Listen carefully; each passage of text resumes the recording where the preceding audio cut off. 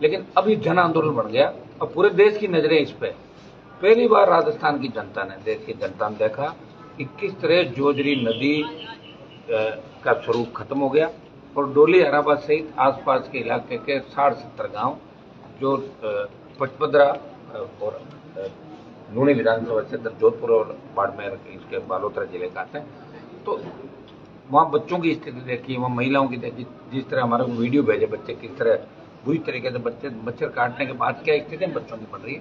तो सरकार को सोचते ही सोच रहे हैं। मुझे ये कहते हुए कतई वो नहीं है कि कांग्रेस की सरकार के समय भी लॉलीपॉप दिया गया और बीजेपी की सरकार के समय भी शेखावत चाहे जोगाराम इन लोगों ने बड़ी बड़ी हाथ करके भाषण दिए, लेकिन हुआ कुछ भी नहीं। लेकिन अब हम आए, कराएंगे, यहाँ नहीं होगा वहाँ कराएंगे, वहाँ नहीं होगा वहाँ कराएंगे।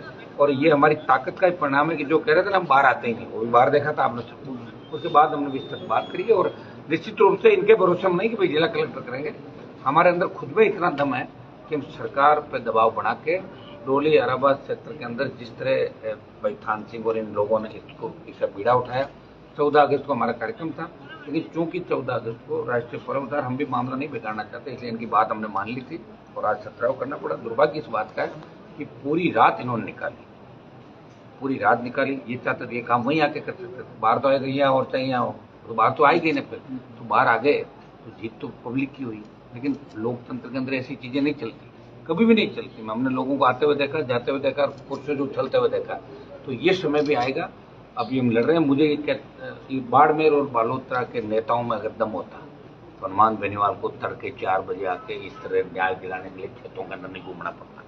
कुछ अधिकारी अच्छे भी हैं तो प्रयास कर रहे थे किसी न किसी तरह मामला बैठे, हम भी ये चाह रहे थे लॉ एंड ऑर्डर नहीं बिगड़े। ये तो लॉ एंड ऑर्डर बिगड़ा हुआ था, तो हम लोगों ने रखा इनके भरोसे हो गए, तो ये बताण के सारा तो सड़कें सुनी पड़ी हुई थी। लेकिन हमने प्रयास किया कि ये मैसेज नहीं जाए कि हनुमान बेनीवाल के साथ आए लोगों ने हुड़दंग बचाया और क्या प्रशासन ने बहुत बार उकसाया, लेकिन हम फिर भी चुप रहे, सिर्फ इसलिए कि हमारा मकसद लॉ एंड ऑर्डर बिगाड़ना नहीं था।